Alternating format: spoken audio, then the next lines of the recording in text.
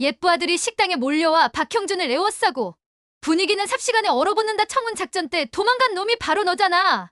김중사의 차가운 목소리가 식당을 가른다 박형준의 얼굴이 새하얗게 변하며 그건 다른 얘기야. 라고 떨리는 목소리로 변명한다 동료들 버리고 도망간 게 누구야? 박상사의 분노가 터져나오고 손님들이 하나둘 자리를 뜬다 최명도가 처음으로 입을 열며 형준아, 너도 그때 있었지라고 조용히 말하자 모든 것이 멈춘다. 감동은 나누면 더 커지죠. 이야기 전에 구독과 좋아요, 알림 설정까지 눌러두시면 매일 더 따뜻한 이야기로 찾아갈게요.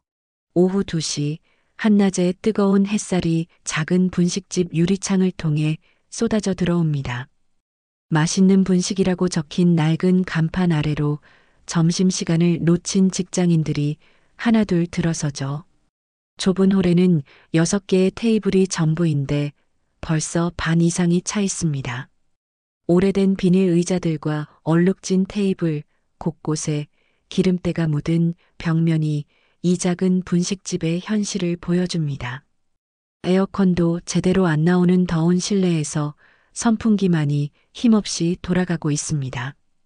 라면 하나, 김밥 하나요. 손님의 주문 소리가 들리자마자 주방에서는 기름이 튀기는 소리와 함께 욕설이 섞인 고함이 터져 나옵니다. 야, 은지야. 홀 정리 좀 제대로 해. 그리고 설거지 좀 빨리빨리 하라고 그 늙은이한테 말해. 손님들 다 기다리잖아. 박형준 사장의 목소리입니다. 40 중반의 그는 항상 짜증이 가득한 표정으로 주방을 휘젓고 다닙니다. 기름때가 묻은 앞치마를 두른 채 국자를 휘두르며 직원들을 다그치는 모습이 일상이죠. 얼굴에는 늘 불만이 가득하고 작은 일에도 쉽게 화를 내는 성격입니다. 손님들 앞에서는 억지로 웃지만 뒤돌아서면 곧바로 직원들에게 화를 냅니다. 특히 노인에게만큼은 더욱 거칠게 대합니다. 주방 한편 설거지통 앞에서는 한 노인이 묵묵히 그릇을 닦고 있습니다. 최명도 72살의 그는 파란 고무장갑을 낀 손으로 기계적으로 움직입니다. 허리는 구부정하게 굽었고 회색빛 머리카락은 성기게 남아 있습니다. 낡은 체크 셔츠는 여러 번 빨아서 색이 바랬고 바지는 무릎 부분이 해져 있습니다. 하지만 그의 움직임에는 군더더기가 없습니다. 그릇 하나하나를 정성스럽게 닦아내고 물기를 완전히 제거한 뒤에야 다음 그릇으로 넘어갑니다. 세제 거품이 가득한 설거지통 속에서 그의 손은 쉬지 않고 움직입니다. 기름기가 잔뜩 묻은 그릇들, 라면, 국물이 눌어붙은 냄비들, 김치찌개 냄새가 밴 뚝배기들을 하나씩 정성스럽게 닦아냅니다. 그의 얼굴에는 피로가 역력하지만 손의 움직임만큼은 정확합니다. 마치 수십 년간 이 일을 해온 것처럼 능숙하면서도 세심합니다. 심지어 다른 사람들이 대충 넘어갈 법한 그릇 가장자리의 얼룩까지도 꼼꼼하게 닦아냅니다. 그릇 하나 더 깨지면 오늘 일당 없다는 거 알지? 이미 지난주에 접시 하나 깨뜨렸잖아.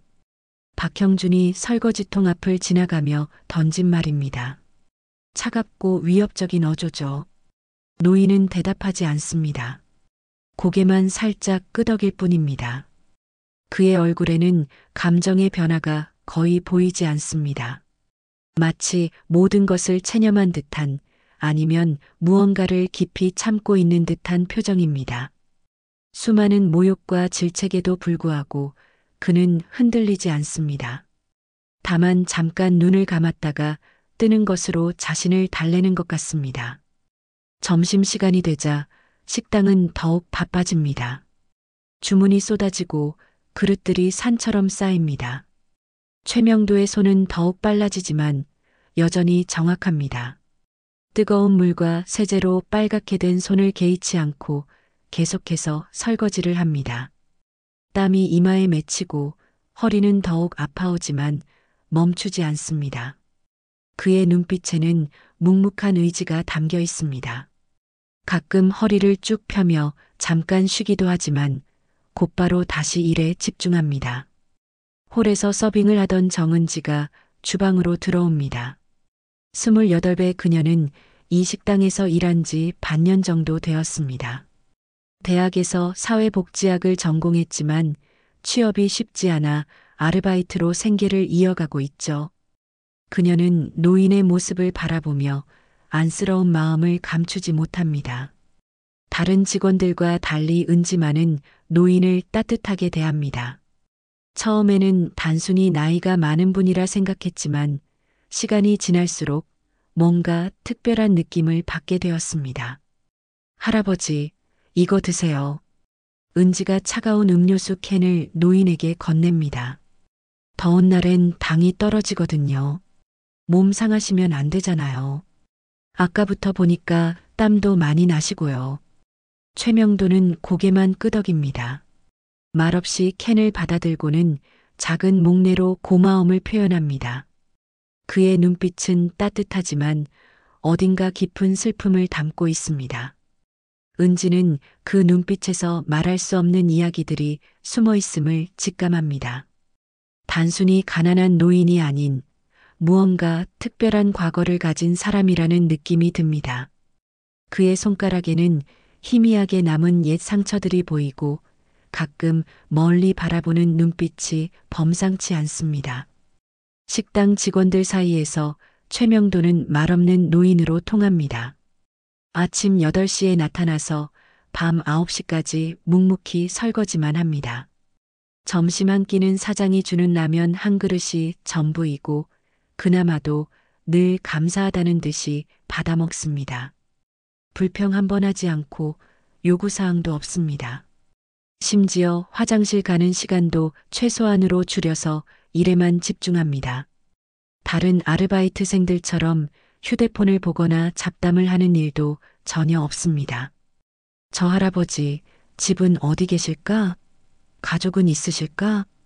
은지가 다른 아르바이트생에게 물었지만 아무도 아는 사람이 없습니다. 그는 항상 같은 낡은 셔츠와 바지를 입고 나타나고 개인적인 이야기는 전혀 하지 않거든요. 심지어 이름도 며칠 전에야 알게 되었을 정도입니다. 출근할 때나 퇴근할 때나 항상 혼자이고 누군가와 통화하는 모습도 본 적이 없습니다. 지갑도 낡은 가죽 지갑 하나뿐이고 그나마도 거의 비어 있는 것 같습니다. 오후 3시가 지나자 손님들이 줄어듭니다. 노인은 여전히 설거지통 앞에 서 있습니다. 그의 손은 거칠고 주름져 있지만 그릇을 다루는 솜씨만큼은 능숙합니다. 마치 오랜 시간 훈련을 받은 사람처럼 정확하고 신속합니다. 젓가락 하나, 숟가락 하나까지도 놓치지 않고 깨끗하게 닦아냅니다. 때로는 박형준이 대충 하라고 해도 최명도는 자신만의 기준을 지킵니다. 그런 모습을 보면 이 일이 단순한 생계수단 이상의 의미가 있는 것처럼 보입니다. 박형준은 가끔 노인을 째려보며 불만스러워합니다. 나이가 많아 일이 느리다고 공짜로 먹여주는 밥값도 못한다고 중얼거립니다. 하지만 최명도는 반응하지 않습니다. 오직 자신의 일에만 집중할 뿐입니다. 그의 침묵은 때로는 무관심으로, 때로는 깊은 인내로 보입니다. 마치 이보다 더 큰 시련을 겪어본 사람처럼 모든 것을 담담하게 받아들입니다. 저녁 시간이 되어 마지막 손님들이 나가기 시작합니다. 노인의 하루는 여전히 끝나지 않았습니다. 하루 종일 쌓인 그릇들을 모두 닦아야 하거든요. 그의 등은 더욱 굽어지고 다리는 후들거리지만 멈추지 않습니다. 마지막 한 개까지 완벽하게 닦아내야 직성이 풀리는 것 같습니다. 정리까지 마치고 나서야 비로소 안도의 한숨을 내쉽니다. 해가 기울어가는 저녁, 마지막 그릇까지 깨끗하게 닦고 나서야 노인은 고무장갑을 벗습니다. 손은 뜨거운 물과 세제로 인해 빨갛게 부어 있습니다. 박형준은 하루 일당 5만 원을 건성으로 내밀며 말합니다. 내일도 나와. 그리고 내일은 좀 더 빨리 해. 짧고 차가운 말투입니다. 노인은 돈을 받고는 조용히 식당을 나섭니다. 다음 날 아침 최명도는 어김없이 8시에 식당 문을 열고 들어섭니다. 박형준은 이미 와서 재료 정리를 하고 있었고 노인을 보자마자 인상을 찌푸립니다. 오늘은 손님이 많을 것 같으니까 정신 똑바로 차려. 어제처럼 느리게 하면 안 돼. 최명도는 묵묵히 고개를 끄덕이고는 곧바로 설거지통으로 향합니다. 어젯밤 남은 그릇들이 아직 쌓여 있었죠. 파란 고무장갑을 끼고 일을 시작하는 그의 모습은 어제와 똑같습니다. 하지만 오늘따라 그의 움직임이 평소보다 조금 느려 보입니다. 어젯밤 제대로 쉬지 못한 것 같습니다. 정오가 되자 식당은 평소보다 더 북적이기 시작합니다. 근처 공사 현장 인부들이 단체로 몰려온 것입니다. 15명 정도의 남자들이 한꺼번에 들어서니 작은 식당은 순식간에 가득 찹니다. 라면 10개, 김밥 20줄, 떡볶이 5인분. 주문이 쏟아지자 박형준의 얼굴이 붉어집니다. 혼자서 이 많은 주문을 처리하기에는 벅찼거든요. 은지야, 빨리 와서 도와줘. 그리고 설거지 좀 빨리 해달라고 그 늙은이한테 말해. 정은지가 바쁘게 홀을 뛰어다니고 주방에서는 기름이 튀기는 소리와 함께 박형준의 고함이 계속 들립니다. 최명도의 손은 더욱 빨라집니다. 그릇들이 쌓이는 속도가 워낙 빨라서 설거지통이 넘칠 지경입니다. 아, 진짜. 이런 날에 왜 이렇게 느려? 박형준이 짜증을 내며 뜨거운 냄비를 설거지통 근처에 거칠게 놓습니다. 그 바람에 설거지통 가장자리에 놓여있던 접시 하나가 미끄러져 떨어집니다. 쨍그랑 흰색 접시가 바닥에 떨어져 여러 조각으로 깨집니다. 식당 안이 순간 조용해집니다. 손님들의 시선이 모두 주방 쪽으로 향하고 박형준의 얼굴은 순간 일그러집니다. 이 늙은이가 진짜 어제 조심하라고 했잖아. 박형준이 소리를 지르며 설거지통 쪽으로 성큼성큼 다가옵니다. 최명도는 조용히 깨진 접시 조각들을 줍기 시작합니다. 하지만 박형준은 멈추지 않습니다. 일도 제대로 못하고 나이만 먹었지 정말.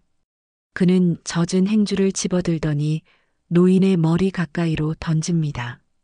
행주는 최명도의 어깨를 스치며 바닥에 떨어집니다. 노인은 고개를 숙인 채 계속해서 접시 조각을 줍습니다.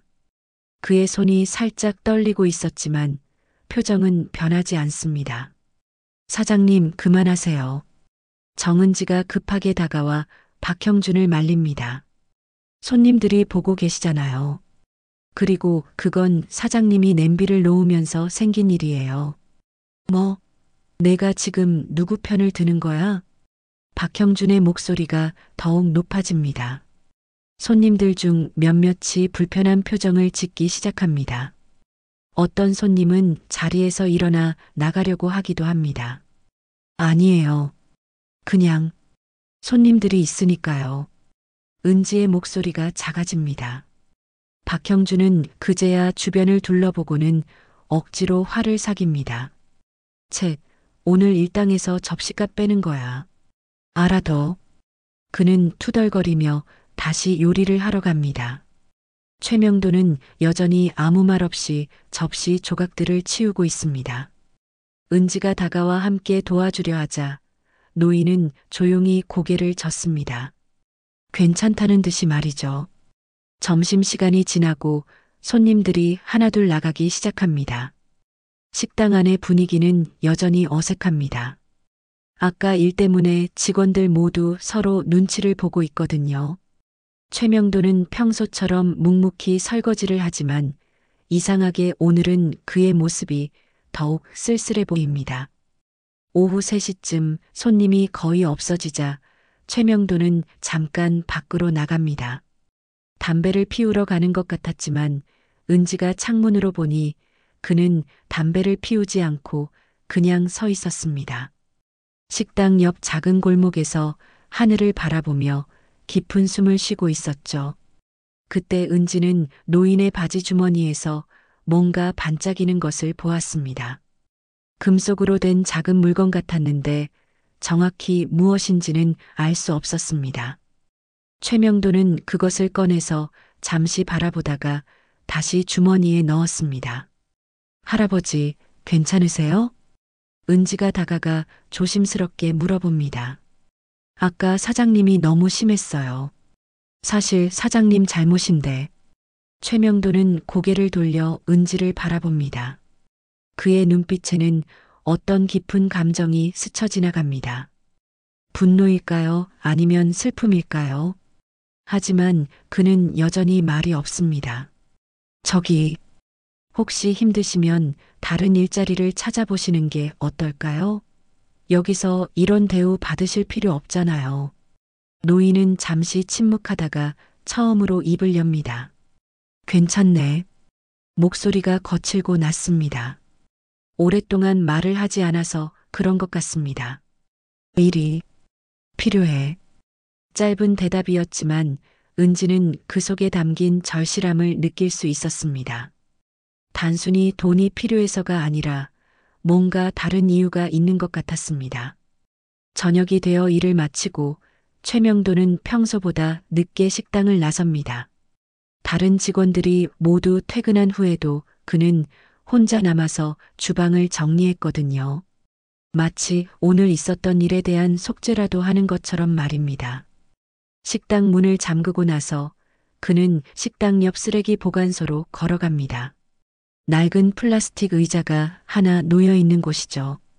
그곳에 앉아서 그는 주머니에서 아까 은지가 본 그 물건을 꺼냅니다. 낡은 군번줄이었습니다. 금속 조각들이 서로 연결된 목걸이 같은 형태인데 시간이 많이 흘러서 곳곳이 녹슬어 있습니다. 그는 그것을 손에 쥐고 한참을 바라봅니다. 그의 눈빛이 변합니다. 평소의 온순하고 체념적인 모습과는 전혀 다른 날카롭고 매서운 눈빛입니다. 마치 오랫동안 잠들어 있던 무언가가 깨어나는 것 같습니다. 박형준. 그의 입에서 나온 이름입니다. 처음으로 사장의 이름을 부르는 것이었죠. 하지만 그 억양에는 평소와 다른 무언가가 섞여 있었습니다. 내가 여기 있을 줄은 몰랐지.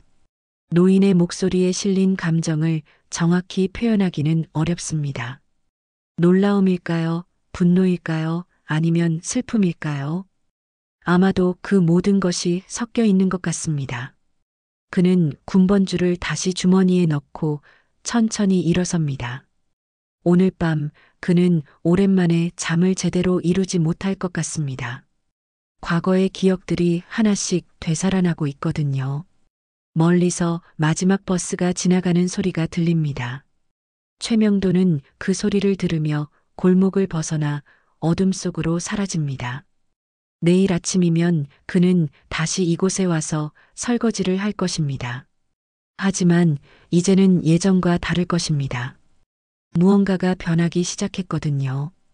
그로부터 사흘이 지났습니다.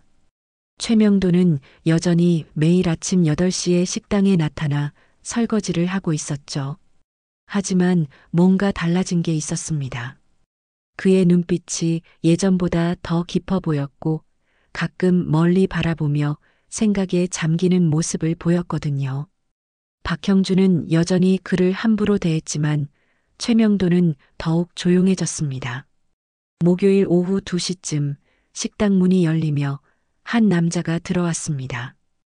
60대 초반으로 보이는 그는 단정하게 다린 군복을 입고 있었습니다. 가슴에는 여러 개의 훈장이 달려 있었고 어깨에는 계급장이 선명하게 보였습니다.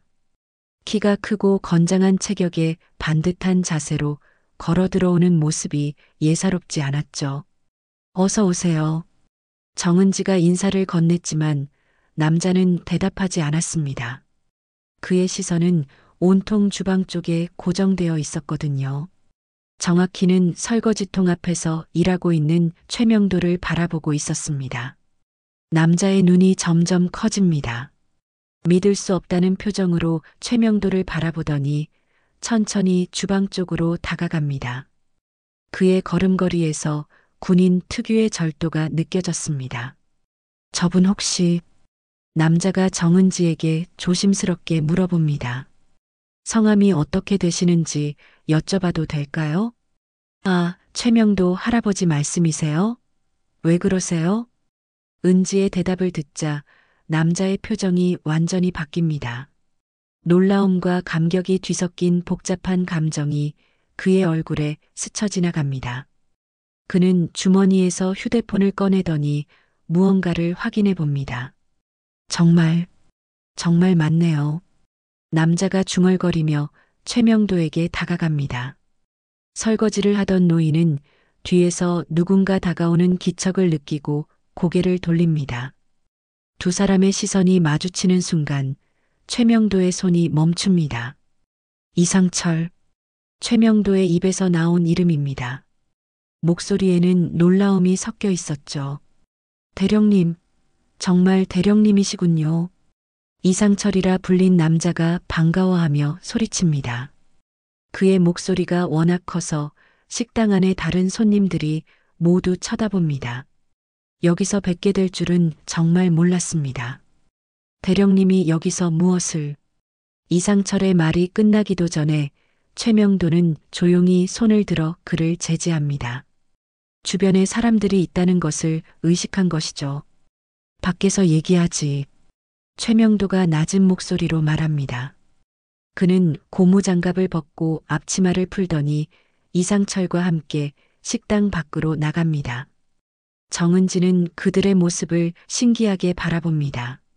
식당 앞 작은 벤치에 앉은 두 사람. 이상철은 여전히 믿을 수 없다는 표정으로 최명도를 바라봅니다. 대령님, 어떻게 여기서? 상철이, 자네는 어떻게 지내고 있나? 최명도가 먼저 물어봅니다. 그의 목소리에는 오랜만에 만난 옛 동료에 대한 반가움이 담겨 있었습니다.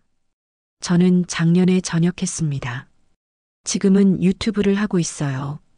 군 관련 이야기들을 다루고 있거든요. 이상철이 대답합니다. 그러더니 다시 궁금하다는 표정으로 최명도를 바라봅니다. 그런데 대령님은 왜 여기서 설거지를 살아야 하니까? 최명도의 대답은 간단했습니다. 하지만 그 말 속에는 많은 이야기가 담겨 있었죠. 이상철의 얼굴이 어두워집니다. 그는 옛날 이야기를 시작합니다. 대령님 기억하시죠? 작전명 청운 작전. 최명도의 눈빛이 변합니다. 먼 과거를 떠올리는 듯한 표정이죠. 그때 대령님이 아니었다면 저희 3개 중대는 전멸했을 겁니다. 적의 포위망에 갇혔을 때 대령님이 직접 구조작전을 지휘해 주셨잖아요. 이상철의 목소리에 감격이 담겨 있습니다. 우리 중대원 37명이 모두 살아 돌아올 수 있었던 건 대령님 덕분이었어요. 그런 분이 왜 여기서? 최명도는 말없이 고개를 젓습니다. 옛날 일이야. 이제는 중요하지 않아. 아닙니다. 중요해요. 이상철이 목소리를 높입니다. 대령님 같은 분이 이런 대우를 받으시면 안 돼요. 저희가 도와드려야죠. 상철아. 최명도가 조용히 그의 이름을 부릅니다. 난 괜찮아. 지금 이 생활이 나쁘지 않아. 하지만 이상철은 납득할 수 없다는 표정입니다. 그는 갑자기 무언가를 떠올린 듯 손뼉을 칩니다. 대령님, 제가 유튜브에 대령님 이야기를 올려도 될까요?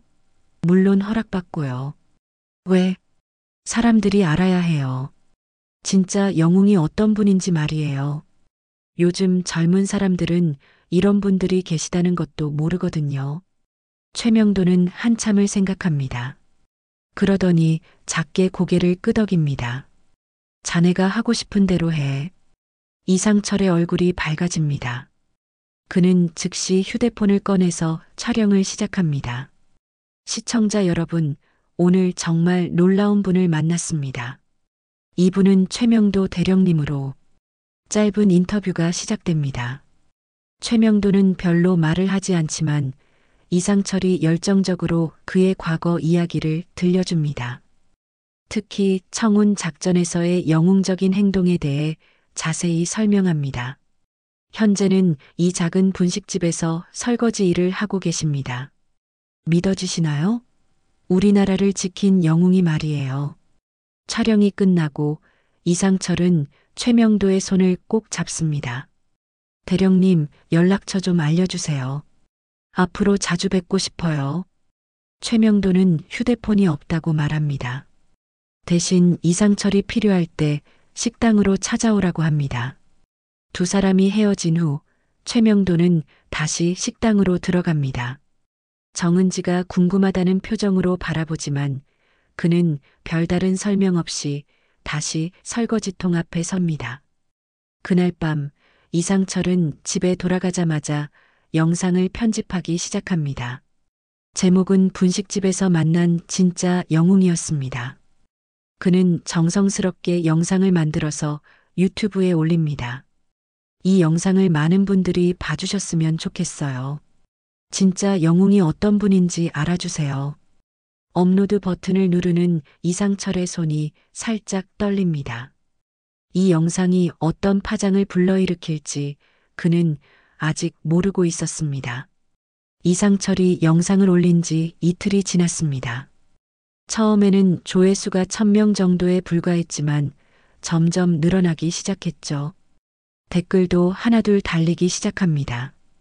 이런 분이 진짜 영웅이죠. 나라를 위해 싸우신 분이 왜 이런 일을. 존경합니다. 하지만 진짜 변화는 3일째부터 시작되었습니다.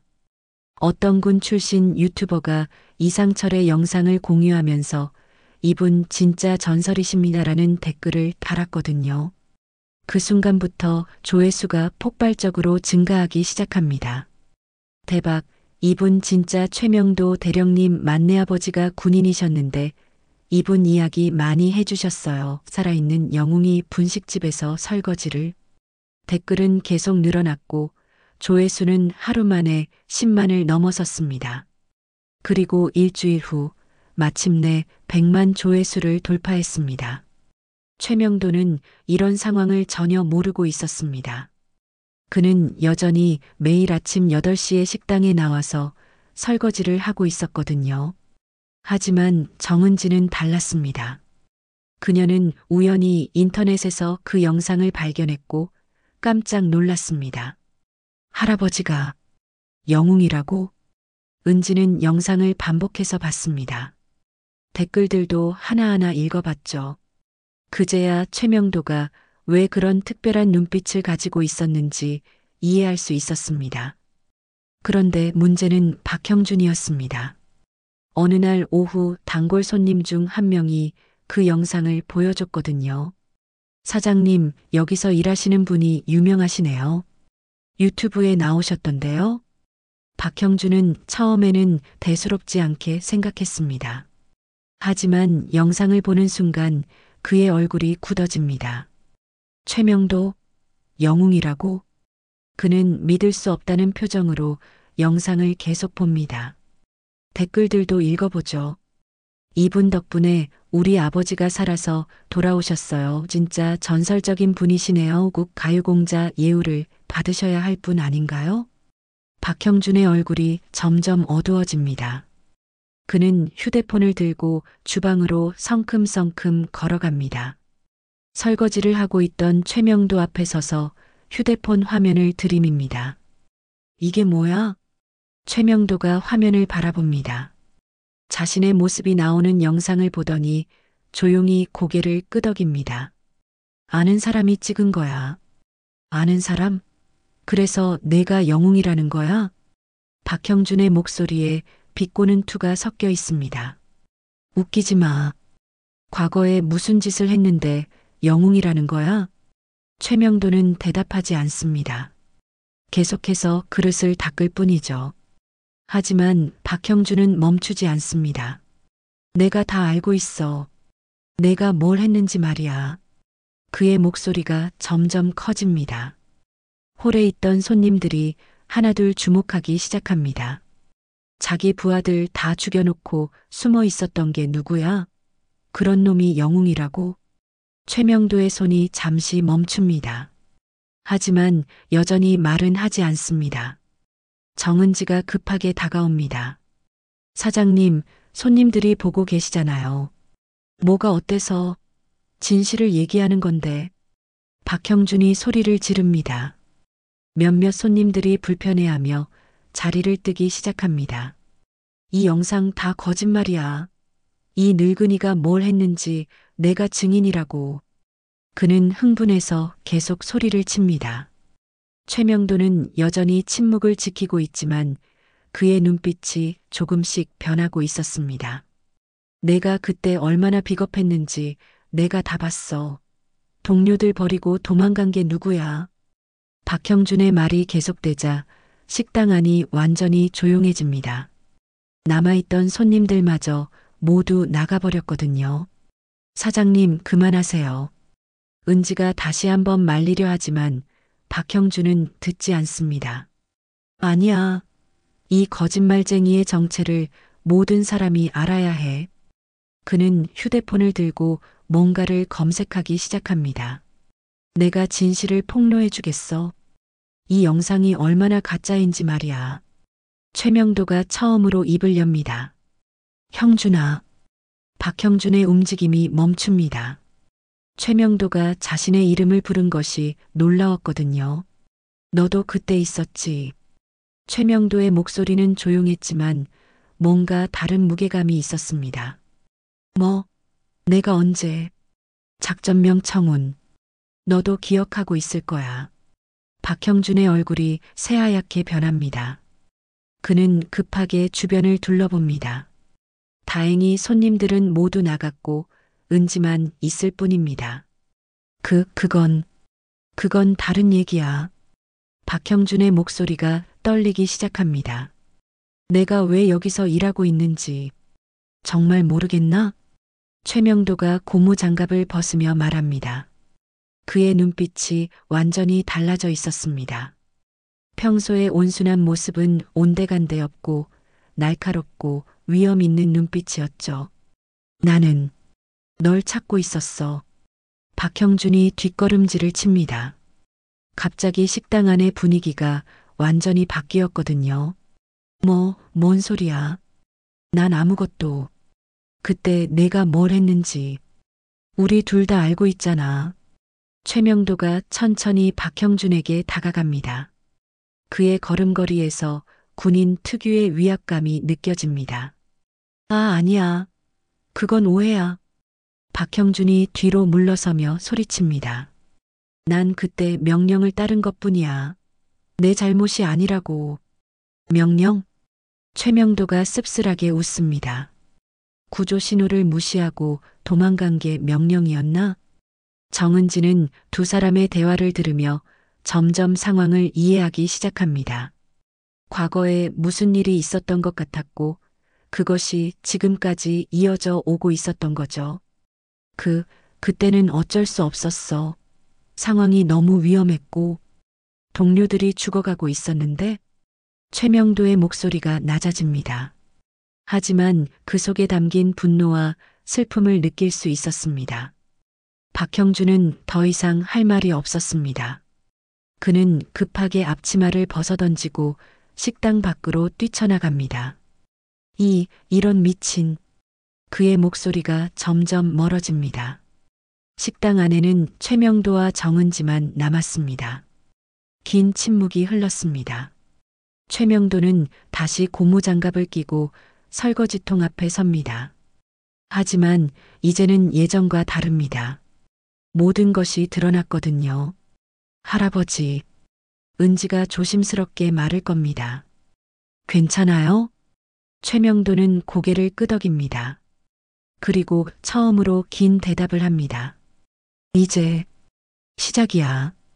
박형준이 뛰쳐나간 다음 날 식당은 문을 열지 못했습니다. 사장이 없었거든요. 정은지는 어떻게 해야 할지 몰라 했지만 최명도는 평소처럼 8시에 나타났습니다. 할아버지, 사장님이 안 계시는데. 괜찮아. 기다려보자. 최명도는 담담했습니다. 마치 이런 일이 일어날 것을 예상했던 것처럼 말이죠. 오전 10시쯤 박형준이 나타났습니다. 하지만 그의 모습은 평소와 달랐습니다. 얼굴은 창백했고 눈 밑에는 다크서클이 짙게 깔려 있었죠. 밤새 잠을 못 잔 것 같았습니다. 문 열어. 박형준이 은지에게 짧게 말했습니다. 그는 최명도와 눈을 마주치지 않으려고 애썼습니다. 점심시간이 되자 손님들이 들어오기 시작했습니다. 하지만 분위기가 어색했죠. 박형준은 평소보다 말이 없었고 최명도는 여전히 묵묵히 설거지를 하고 있었습니다. 그때 식당 문이 열리며 여러 명의 중년 남성들이 들어왔습니다. 모두 60대 정도로 보이는 그들은 군인 출신임을 한눈에 알 수 있었습니다. 고든 자세와 단정한 차림새가 그것을 말해주고 있었거든요. 실례합니다. 혹시 최명도 대령님 계신가요? 그중 한 명이 정은지에게 물어봤습니다. 아, 네. 저기 계세요. 은지가 주방을 가리키자 남성들이 모두 그쪽으로 시선을 돌립니다. 최명도를 본 순간 그들의 얼굴이 밝아졌습니다. 대령님, 정말 대령님이시군요. 한 명이 감격스러운 목소리로 외쳤습니다. 설거지를 하던 최명도가 고개를 돌립니다. 그들을 본 순간 그의 표정도 놀라움으로 바뀝니다. 김중사, 박상사, 이준희, 최명도가 하나씩 그들의 이름을 부릅니다. 모두 과거 그의 부하들이었던 사람들이었죠. 대령님, 유튜브 영상 봤습니다. 믿을 수 없어서 직접 찾아왔어요. 김중사라 불린 남자가 말합니다. 이런 곳에서 뭘 하고 계신 거예요? 국가유공자이신 분이. 그냥 일이 필요해서. 최명도가 간단히 대답합니다. 하지만 그들은 납득할 수 없다는 표정입니다. 대령님 덕분에 저희가 살았는데 이런 대우를 받으시면 안 돼요. 박상사가 안타까워합니다. 그때 주방에서 박형준이 나타납니다. 예전 부하들을 본 순간 그의 얼굴이 새하얗게 변합니다. 저기 있는 사람. 김중사가 박형준을 보더니 눈을 크게 뜹니다. 박형준? 내가 여기 있었구나. 박형준이 뒷걸음질을 칩니다. 하지만 도망갈 곳은 없었죠. 저기, 잘못 본 거 아닌가요? 잘못 봤다고? 내 얼굴을 내가 어떻게 잊겠어? 김중사의 목소리가 차가워집니다. 청운 작전 때 도망간 놈이 바로 너잖아. 식당 안이 순간 조용해집니다. 다른 손님들도 무슨 일인지 궁금해하며 바라봅니다. 아니에요. 저는 그냥 동료들이 포위당해서 구조 신호 보냈는데 너 혼자 도망간 게 그냥이야? 박상사도 화가 난 목소리로 말합니다.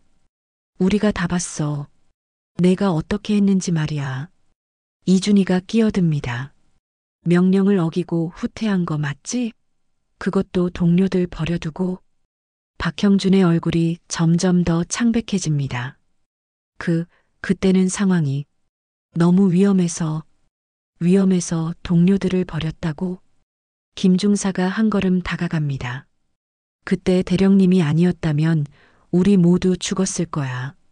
내가 버리고 간 동료들을 대령님이 직접 구하러 가셨거든. 최명도가 조용히 말합니다. 그만해. 다 지난 일이야. 지난 일이라니요. 대령님. 박상사가 흥분합니다. 이놈 때문에 대령님이 얼마나 고생하셨는데 징계까지 받으셨잖아요. 징계? 정은지가 놀라서 묻습니다. 네. 대령님이 모든 책임을 지셨어요. 이놈이 저지른 일까지 덮어주시려고. 이준희가 설명합니다. 부하의 실수는 상관의 책임이라면서 본인이 모든 걸 감당하셨거든요. 박형준이 더 이상 견디지 못하고 소리칩니다. 그건 내가 원한 게 아니야. 나도 어쩔 수 없었던 거라고. 어쩔 수 없었다고? 김중사가 냉소적으로 웃습니다. 구조 신호받고도 무전기 끄고 혼자 도망간 게 어쩔 수 없었다는 거야? 동료들이 죽어가는데 뒤도 안 돌아보고 튄 게 어쩔 수 없었어? 박상사도 거들어 말합니다. 박형준이 벽에 등을 대고 섭니다. 더 이상 변명할 말이 없었거든요. 그래서 대령님이 여기 계신 거구나. 이준희가 중얼거립니다.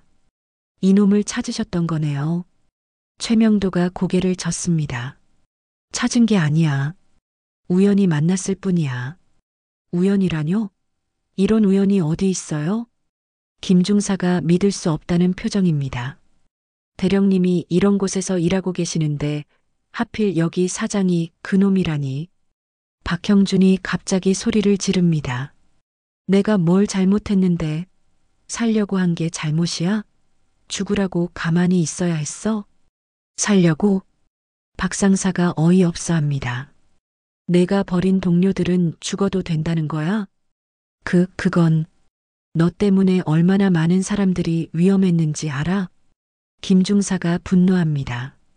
대령님이 직접 구조작전 지휘하면서 얼마나 위험했는지 거의 돌아가신 줄 알았어.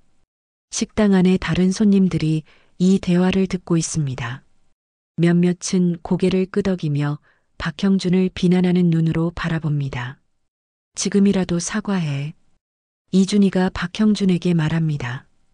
대령님께 사과하고 그동안의 잘못을 인정해. 박형준이 최명도를 바라봅니다. 하지만 최명도는 그를 바라보지 않습니다. 여전히 설거지통을 바라보고 있을 뿐이죠.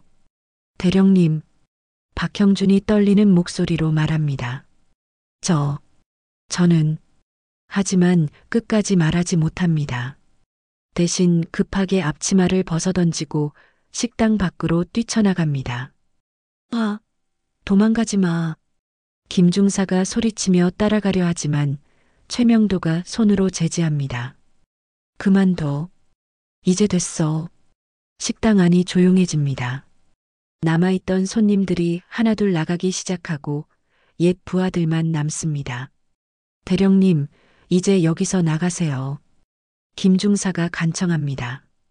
우리가 도와드릴게요. 이런 곳에 계실 분이 아니잖아요. 최명도가 처음으로 긴 한숨을 내쉽니다. 고맙지만 아직 할 일이 남았어. 그는 다시 설거지를 시작합니다. 마치 아무 일도 없었던 것처럼 말이죠.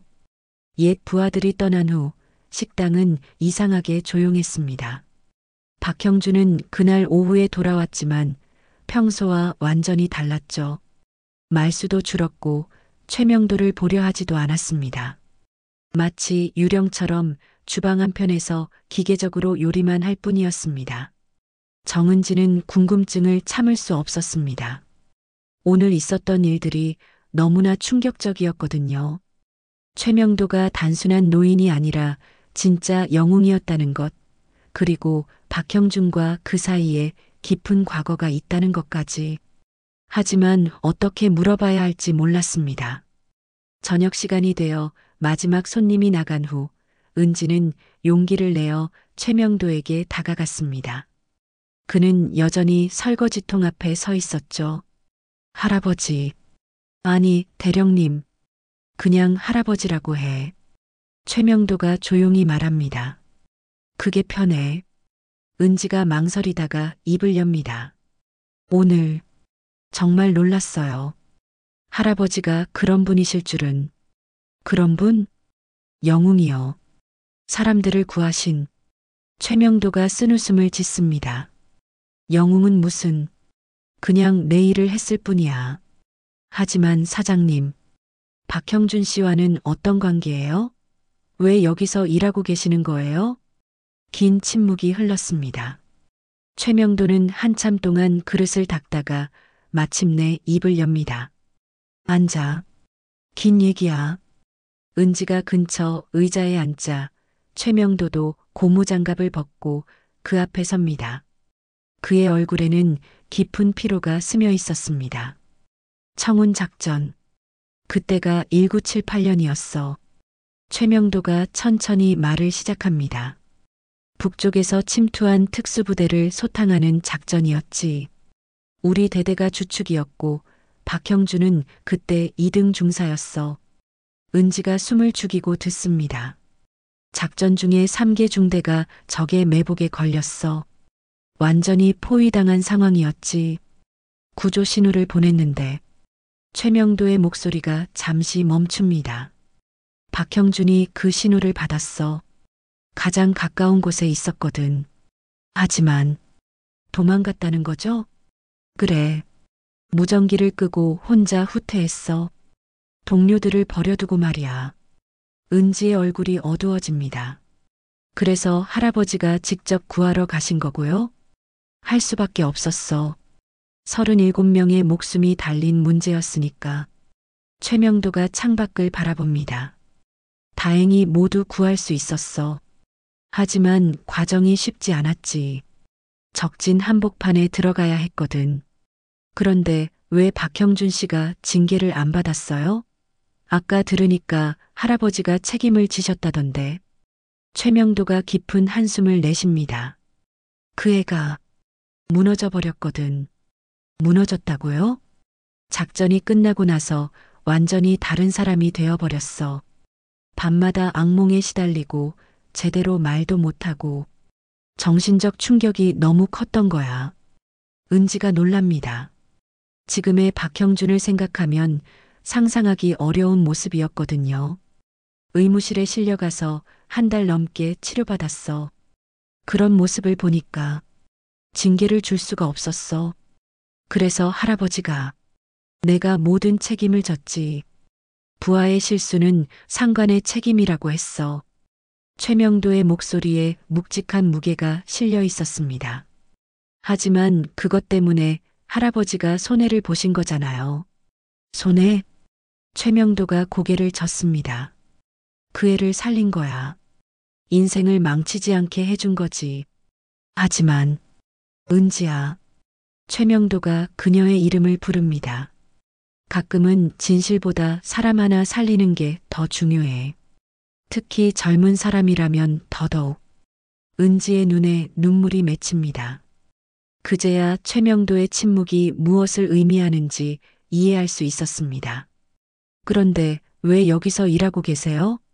박형준 씨 때문인가요? 우연이야. 정말 우연히 만났어. 최명도가 말합니다. 일자리를 찾다가 여기 왔는데 사장이 그 애더라고. 처음에는 나를 못 알아보더군. 그럼 계속 여기서 일하신 이유는? 궁금했어. 그 애가 어떻게 살고 있는지. 최명도의 목소리가 작아집니다. 내가 지켜주려 했던 그 인생을 어떻게 살아가고 있는지 보고 싶었어. 그런데 보시니까 어때요? 긴 침묵이 흘렀습니다. 최명도는 한참을 생각하다가 대답합니다. 실망스러워.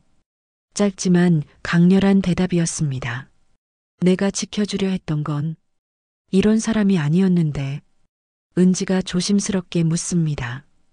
그럼 이제 어떻게 하실 거예요? 모르겠어. 아직 정하지 못했어. 그때 주방에서 소리가 들립니다. 박형준이 뭔가를 떨어뜨린 것 같았죠. 둘이 그쪽을 바라보니 박형준이 문틈으로 이들을 보고 있었습니다. 얼마나 오랫동안 들었는지는 모르겠지만 그의 얼굴은 창백했습니다. 박형준과 눈이 마주치자 그는 급하게 뒤로 물러섭니다. 그리고 곧 주방에서 나와 아무 말 없이 식당을 나가버립니다. 사장님, 은지가 그를 부르지만 박형준은 돌아보지 않습니다. 내버려둬. 최명도가 조용히 말합니다. 들었을 거야. 전부 다. 그럼 이제 어떻게 되는 거예요? 모르지. 그 애가 정해야 할 일이야. 최명도가 다시 고무장갑을 끼며 말합니다. 내가 해줄 수 있는 건 이제 다 했어. 진실을 말해줬으니까. 은지가 그의 모습을 바라봅니다. 설거지를 하는 그의 뒷모습이 어제와는 달라 보였습니다. 무언가 짐을 내려놓은 것 같았거든요. 할아버지, 응? 정말 대단하세요. 그런 마음으로 지금까지. 대단한 건 아니야. 최명도가 쓴웃음을 짓습니다. 그냥 어른이니까. 어른은 아이들을 지켜줘야 하거든. 하지만 은지는 알 수 있었습니다. 이 노인이 얼마나 큰 마음을 가진 사람인지를, 자신을 희생해서까지 남을 지켜주려 했던 진짜 영웅이라는 것을. 밤이 깊어가고 두 사람은 묵묵히 정리를 마저 합니다. 내일 박형준이 나타날지 아니면 이대로 사라져버릴지는 아무도 모릅니다. 하지만 한 가지는 확실했습니다. 오늘 밤을 기점으로 모든 것이 바뀔 것이라는 점 말입니다. 최명도는 마지막 그릇을 닦으며 생각합니다. 오랫동안 지켜온 침묵이 드디어 끝났다고. 이제 진짜 결말을 봐야 할 때가 왔다고 말입니다. 다음 날 아침 최명도는 평소보다 일찍 식당에 도착했습니다. 8시가 아닌 7시 반이었죠. 하지만 식당 앞에는 이미 여러 명의 사람들이 모여 있었습니다. 어젯밤 사이에 무슨 일이 일어난 걸까요? 저기 계시네요. 최명도 대령님. 한 기자가 소리치며 달려옵니다. 그 뒤로 카메라를 든 사람들과 마이크를 든 방송국 직원들이 따라옵니다. 어젯밤 사이에 소문이 퍼진 것 같았습니다. 대령님, 인터뷰 좀 부탁드립니다. 정말 이곳에서 설거지 일을 하고 계시는 건가요? 박형준 사장과는 어떤 관계인가요? 질문들이 쏟아집니다. 최명도는 당황하지 않고 조용히 대답합니다. 할 말이 없습니다.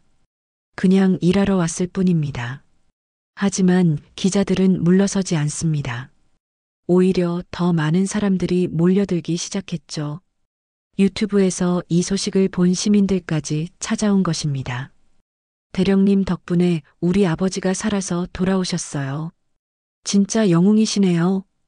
이런 곳에서 일하시면 안 되잖아요. 사람들의 외침이 계속됩니다. 최명도는 조용히 고개를 숙이고 식당 안으로 들어가려 합니다. 하지만 사람들이 너무 많아서 쉽지 않았죠. 그때 정은지가 나타났습니다. 이 상황을 보고 깜짝 놀랐지만 재빨리 최명도 곁으로 다가갑니다. 모두 비켜주세요.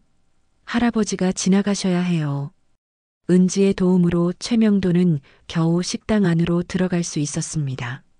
하지만 밖에서는 여전히 사람들이 모여 있었죠. 할아버지, 괜찮으세요? 괜찮아. 그런데 형준이는 아직 안 오셨어요. 어제 그렇게 나가시고 연락도 안 되고. 최명도가 고개를 끄덕입니다. 예상했던 일이었죠. 오전 10시가 되자 더 많은 사람들이 몰려들었습니다. 언론사 차량들이 줄지어 서 있고 경찰까지 나와서 교통 정리를 하고 있었죠. 작은 분식집 앞이 완전히 아수라장이 되었습니다. 기자들이 식당 유리창을 통해 최명도를 촬영하려 합니다. 하지만 그는 평소처럼 설거지통 앞에 서 있을 뿐입니다. 마치 밖의 소동과는 상관없다는 듯이 말이죠. 대령님, 한 말씀만 해주세요. 박형준 사장은 어디 계신가요? 과거 청운 작전에 대해 말씀해 주세요. 기자들의 질문이 계속됩니다. 하지만 최명도는 대답하지 않습니다. 오직 설거지에만 집중할 뿐이죠. 정오쯤 한 무리의 사람들이 더 나타났습니다. 어제 왔던 옛 부하들이었죠. 김중사를 비롯한 그들이 기자들을 밀치며 식당으로 들어옵니다. 대령님, 이러시면 안 돼요. 김중사가 간절한 목소리로 말합니다. 이런 곳에서 이런 대우 받으시면 안 된다고요. 우리가 모시고 가겠습니다. 박상사도 거들어 말합니다. 하지만 최명도는 고개를 젓습니다. 아직 할 일이 남았어. 무슨 할 일요? 그 배신자 박형준 말인가요? 이준희가 화난 목소리로 묻습니다. 그놈은 어제 밤부터 잠적했어요. 완전히 도망쳤다고요. 최명도의 손이 잠시 멈춥니다. 도망쳤다고? 네. 집에도 없고 휴대폰도 꺼져 있어요. 완전히 사라졌어요. 김 중사가 분노하며 말합니다. 그래도 끝까지 비겁하네요. 그때 식당 문이 열립니다. 모든 사람들의 시선이 그쪽으로 향합니다. 박형준이 들어오고 있었습니다. 하지만 그의 모습은 완전히 달랐죠. 머리는 헝클어져 있고 옷은 구겨져 있었습니다. 밤새 어디서 뭘 했는지 모르겠지만 완전히 지쳐 보였습니다. 형준이, 최명도가 그의 이름을 부릅니다. 박형준이 고개를 들어 최명도를 바라봅니다. 그의 눈에는 눈물이 고여 있었죠. 기자들이 재빨리 박형준을 향해 달려갑니다. 박형준 사장님, 최명도 대령과의 관계에 대해 말씀해 주세요. 청운 작전 때 정말 도망가신 건가요? 지금 심정이 어떠신가요? 질문들이 쏟아지지만 박형준은 대답하지 않습니다. 그는 최명도만 바라보고 있을 뿐입니다. 모두 나가주세요. 박형준이 처음으로 입을 엽니다. 제발, 나가주세요. 하지만 기자들은 물러서지 않습니다. 오히려 더 가까이 다가와서 질문을 계속합니다. 사실을 인정하시는 건가요? 사과할 말씀은 없으신가요? 그때 최명도가 일어납니다. 그리고 기자들을 향해 말합니다. 나가주세요. 목소리는 조용했지만 무언가 다른 무게감이 있었습니다. 군인 시절의 위압감이 느껴졌죠. 여기는 사적인 공간입니다. 우리끼리 얘기할 일이 있어요. 기자들이 망설입니다. 하지만 최명도의 눈빛을 보고는 하나둘 밖으로 나가기 시작합니다. 옛 부하들도 마찬가지였죠. 대령님, 김 중사가 걱정스러운 목소리로 말합니다. 괜찮아. 잠시만 기다려줘. 최명도의 말에 그들도 마지못해 밖으로 나갑니다. 정은지도 나가려 하자 최명도가 손으로 제지합니다. 은지는 여기 있어. 증인이 필요해. 이제 식당 안에는 최명도, 박형준, 그리고 정은지만 남았습니다. 밖에서는 여전히 사람들이 웅성거리고 있지만 안은 조용했죠. 긴 침묵이 흘렀습니다. 박형준이 먼저 입을 엽니다. 형, 대령님, 목소리가 떨리고 있었습니다. 어젯밤 다 들었어요. 최명도는 대답하지 않습니다. 계속해서 그를 바라볼 뿐이죠. 제가 얼마나 비겁했는지 이제 알겠어요. 박형준의 눈에서 눈물이 떨어집니다. 형이 저를 지켜주려고 모든 걸 감당하셨다는 것도. 형준아. 최명도가 조용히 그의 이름을 부릅니다. 왜 그랬나? 무서웠어요. 박형준이 울먹이며 대답합니다. 너무 무서웠어요. 죽을 것 같았거든요. 그래서 동료들은? 그것도 생각났어요. 매일 밤 꿈에 나와요.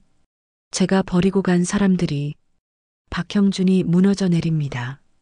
바닥에 주저앉으며 계속 울었죠. 미안해요.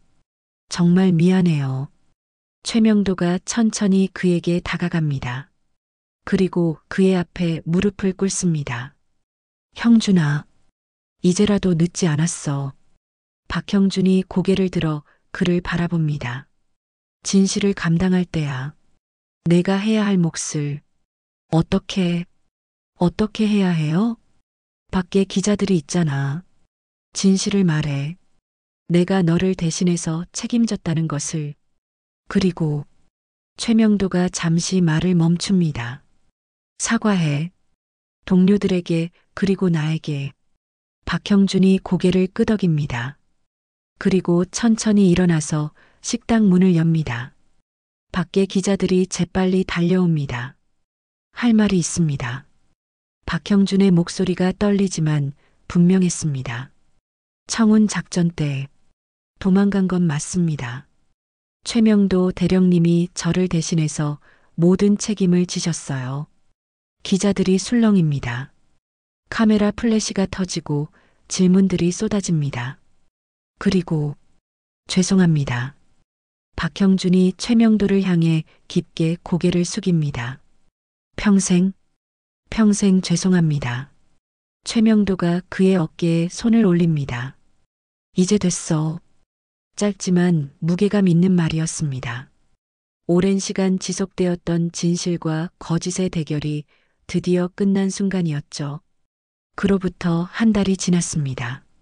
박형준의 공개 사과 이후 언론의 관심은 점차 사그라들었고 작은 분식집 앞에서도 사람들의 발길이 줄어들었습니다. 하지만 모든 것이 예전과 같지는 않았죠. 가장 큰 변화는 간판이었습니다. 맛있는 분식이라는 낡은 간판이 사라지고 새로운 간판이 걸렸습니다. 명도 분식이라고 쓰여진 깔끔한 간판이었죠. 박형준이 직접 의뢰해서 만든 것이었습니다. 할아버지 성함을 따서 지었어요.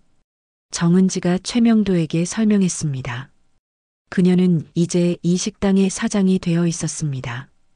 박형준이 모든 권리를 그녀에게 넘겨준 것이죠.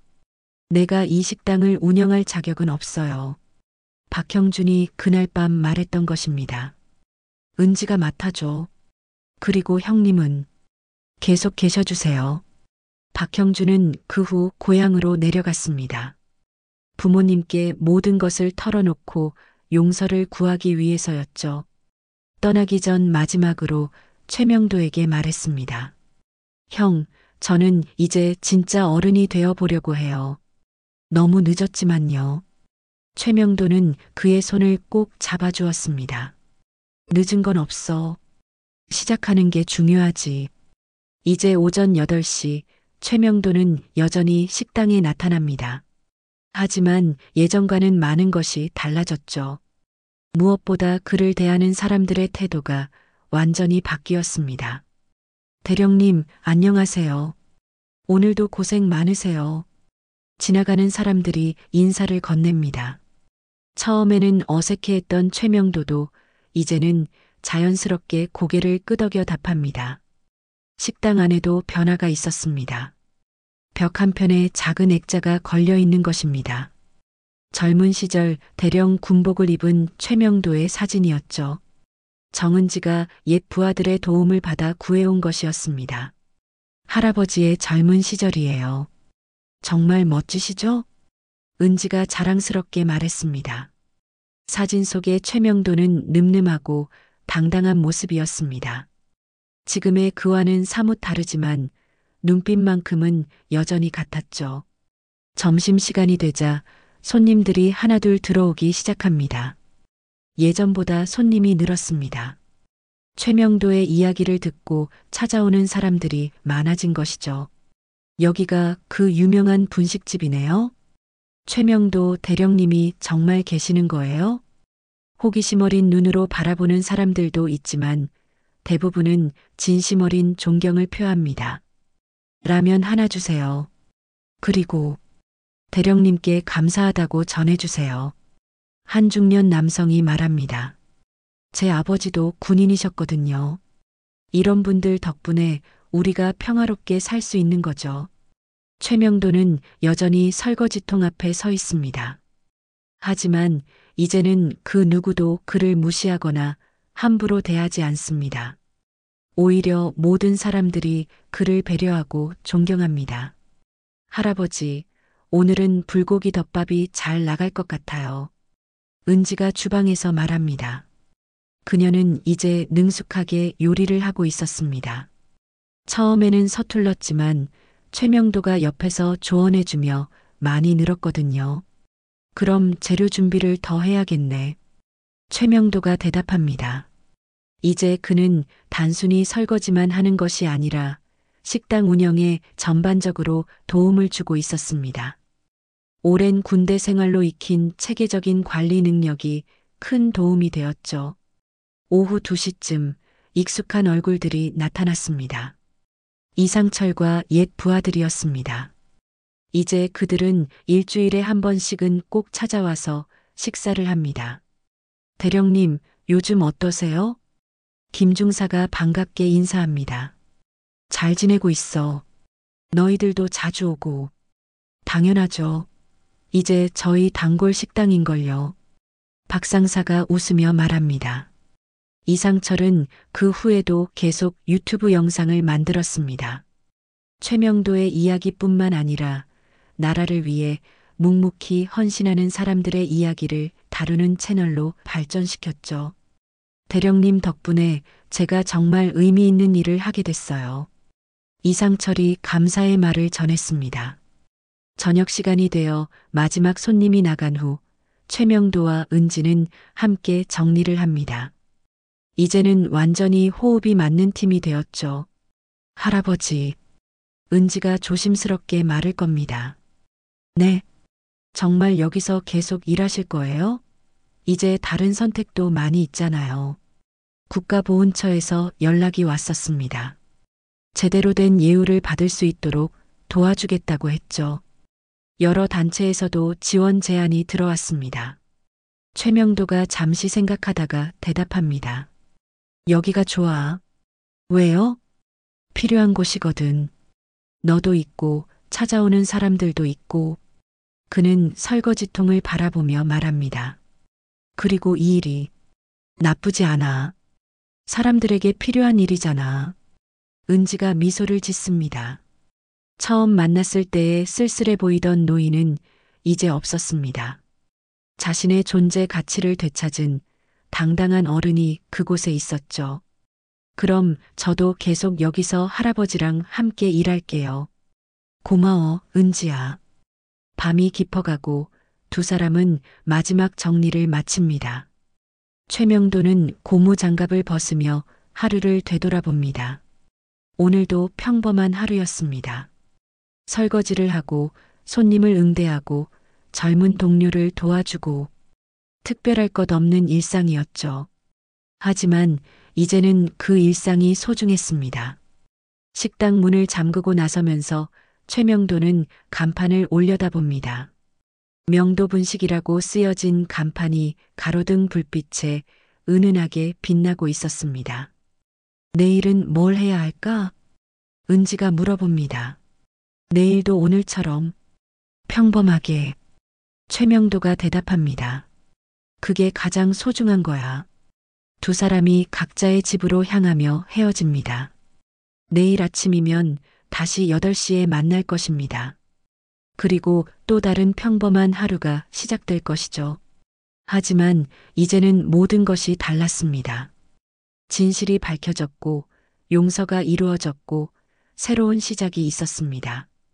무엇보다 최명도는 자신이 여전히 누군가에게 필요한 사람이라는 것을 알게 되었습니다. 작은 분식집의 하루가 끝나갑니다. 평범하지만 소중한 진짜 영웅의 일상이 그렇게 계속되고 있었습니다. 당신의 하루에 작은 감동이 되었다면 구독과 좋아요로 함께 걸어주세요. 다음 이야기도 따뜻하게 준비해 두겠습니다.